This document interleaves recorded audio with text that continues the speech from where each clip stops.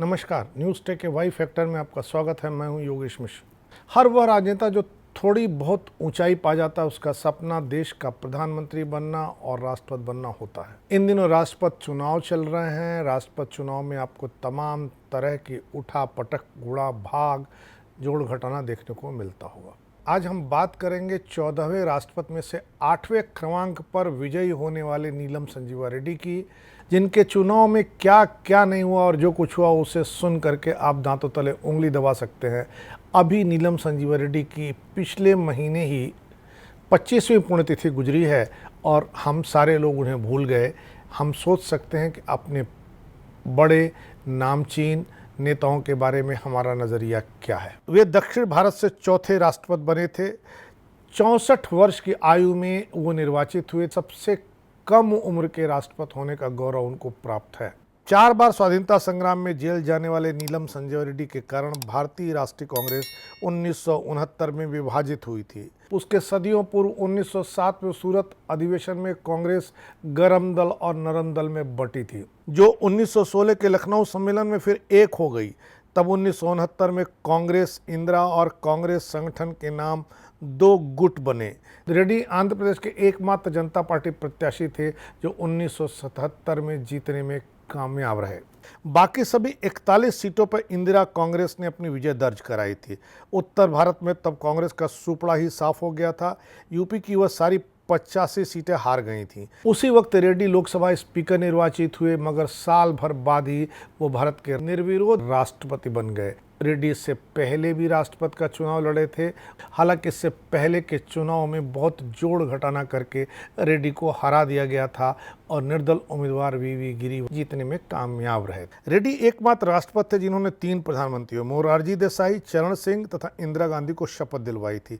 केंद्रीय कैबिनेट द्वारा परामर्श तभी से राष्ट्रपति पर अनिवार्यतः लागू हुआ। यह नियम रेड्डी ने संविधान संशोधन द्वारा धारा 74 से जुड़वाया। इसका आधारभूत कारण था कि पहले राष्ट्रपति को प्रधानमंत्री की सलाह न मानने का हक भी था। इतनी ऐतिहासिक विशेषताएं रेड्डी राज में हुई। संजीव रेड्डी का योगदान रहा कि राष्ट्रपति मतदान में आम आदमी की गंभीर रुचि उन्होंने जगाई, वरना अमूमन यह चुनाव पूर्व निर्धारित हुआ करता था। सभी को पता था कि सांसद और विधायक में जिस पार्टी का बहुमत हो उसी का प्रत्याशी जीतता है। जुलाई 2022 में होने वाले 15वें राष्ट्रपति का निर्वाचन इसीलिए बहुत रुचिकर हो गया है क्योंकि विपक्षी पार्टियां सत्ता पक्ष को कड़ी टक्कर देने की स्थिति में दिखाई पड़ रही हैं। भारत के संवैधानिक इतिहास में रेड्डी का पहली बार वाला चुनाव बहुत महत्वपूर्ण था, जो 1969 में उन्होंने लड़ा था। वे निर्दलीय थे। इंदिरा समर्थित उम्मीदवार वीवी गिरी द्वारा हरा दिए गए थे। वह अभूतपूर्व राजनीतिक घटना है। प्रधानमंत्री की अपनी सत्तारूढ़ कांग्रेस पार्टी ने अनुशासनहीनतापूर्ण हरकतों के इल्जाम में कांग्रेस से निकाल दिया था। उन्हीं दिनों की बात थी। भारत की कम्युनिस्ट पार्टी सीपीआई डांगे के सचिव श्रीनिवास गणेश सार देसाई अहमदाबाद संजीव रेड्डी के विरुद्ध और वीवी गिरी के पक्ष में प्रचार करने आए थे। गुजरात में तो मोरारजी देसाई के शिष्य हितेंद्र देसाई मुख्यमंत्री थे तथा कांग्रेस की 24 सदस्यीय कार्यकारिणी के वे सदस्य थे। वे 12वें व्यक्ति थे जिनके वोट से इंदिरा गांधी को पार्टी से निकालने के लिए फैसला हुआ था। अर्थात हितेंद्र देसाई को इसलिए याद रखा जाना चाहिए। ईसा के 13वें शिष्य जुडास की तरह, जिसकी गवाही से ईसा मसीह को पकड़ा गया था तथा सूली पर चढ़ा दिया गया था।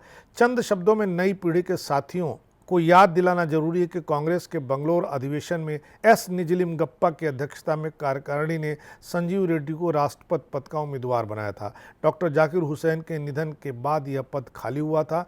पार्टी ने 4 वोटों से तय किया था कि नीलम संजीवा रेड्डी राष्ट्रपति के कांग्रेस प्रत्याशी होंगे। इंदिरा गांधी तो बैठक में उनकी प्रस्तावक रहीं। दूसरे उम्मीदवार थे जगजीवन राम, जिन्हें केवल 2 वोट मिले थे।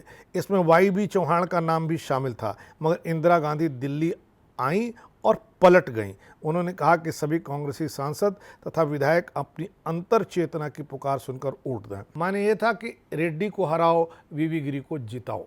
यही हुआ। कांग्रेस कार्यकारिणी ने तत्काल कांग्रेस विरोधी साजिश के लिए इंदिरा को निष्कासित कर दिया, मगर रेड्डी हार गए। नतीजतन कांग्रेस का विभाजन हो गया। लेकिन इस प्रकरण का यही पटाक्षेप नहीं हुआ। संजीव रेड्डी ने वीवी गिरी के निर्वाचन को सर्वोच्च न्यायालय में चुनौती दी। सबूत था कि अश्लील पैम्पलेट वितरित किए गए। इसमें एक वाक्य था कि यदि संजीव रेड्डी चुनाव जीते तो कोई भी महिला राष्ट्रपति भवन अकेले जाने में डरेगी।